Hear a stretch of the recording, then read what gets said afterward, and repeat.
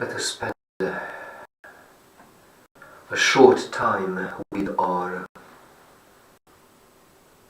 two readings from the first book of Kings, chapter 10, from verse 1 to 10, and Mark's Gospel, chapter 7, verse 14 to 23. Both readings are about the human heart.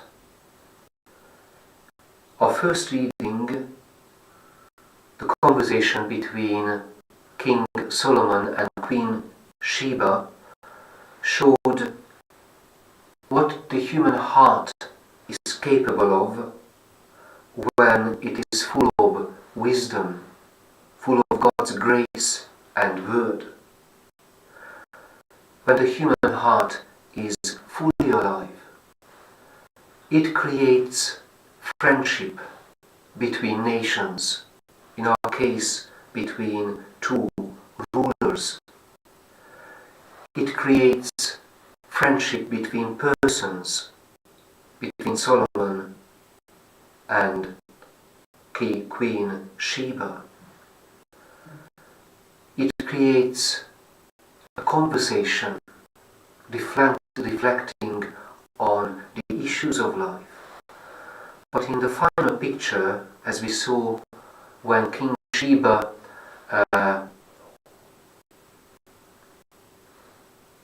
surveyed all the household of the king, it creates order, organized life, flowing life, a good society. And all this is owing to the rhythm of God's wisdom within the human heart.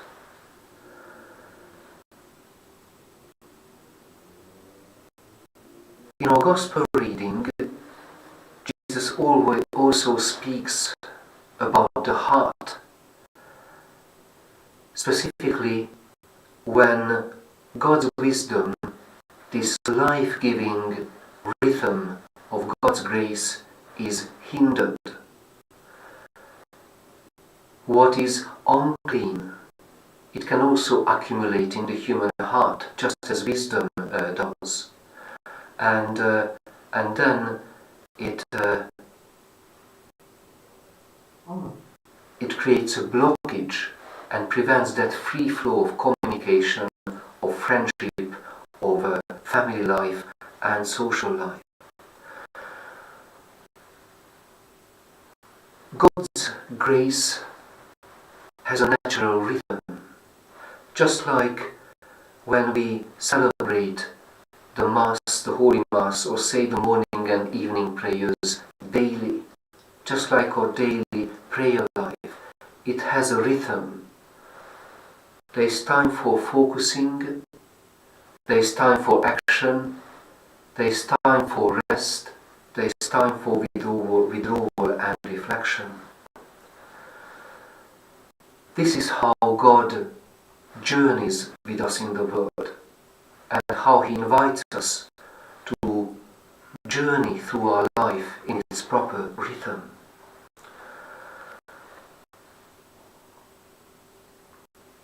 In today's news, it was very interesting that one of the big tech companies, Google, borrowed a huge amount of money, took a loan. The size of the sum is what governments do for long run, for 10 years, and it's a 100-year loan in order to develop artificial intelligence centers.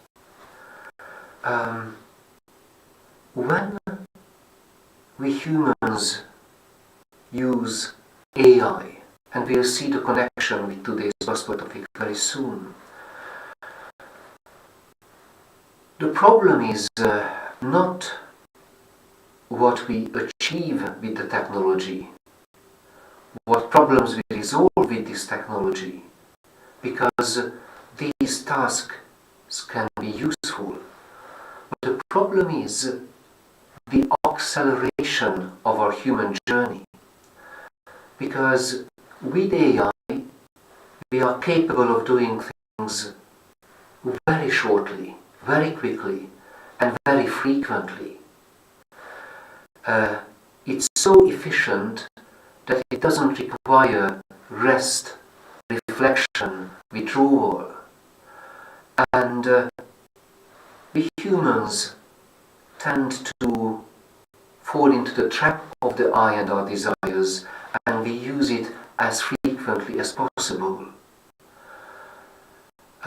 And all this use of this wonderful technology, in the end, is like when we are journeying all the time, when we are forced to travel with speed all the time. And just let us think of back. When we drive a long distance to somewhere, even on a holiday, on a day off, or when we travel by plane, particularly for long distance, it spoils our journey in the sense that we feel exhausted. And this is exactly what happens when we give up the rhythm of God's life within us, when we accelerate and speed up our inner journey and work, that instead of relaxing, instead of being recharged, instead of like Queen Sheba being able to marvel what we are doing, what we create, we are just doomed. We got exhausted because of this machine-like use of technology. So today's reading shed light on the nature of the danger of using AI uncritically. It's not the technology, not the problem, what it can solve, but that we are seduced through our fallen nature to fill up all time with solving, engaging.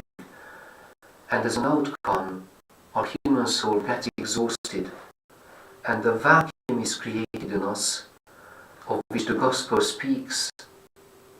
Because when the human soul is exhausted to its bottom, then our unconscious, like a wide open gate, welcomes fornication, theft, murder, adultery, avarice, malice, deceit, indecency, envy, slander, pride, and folly. And if I may add just two small things, that when we use the social media, our screens and scrolling, exactly this acceleration of human time takes place in proportion with the evacuation of God's life rhythm, life-giving rhythm from our souls. And because the machine obeys us, the algorithm obeys us very promptly, then this instant satisfaction of our will makes us proud, and pride grows in us. Our gratitude, dissatisfaction when our responses, our wishes are not satisfied.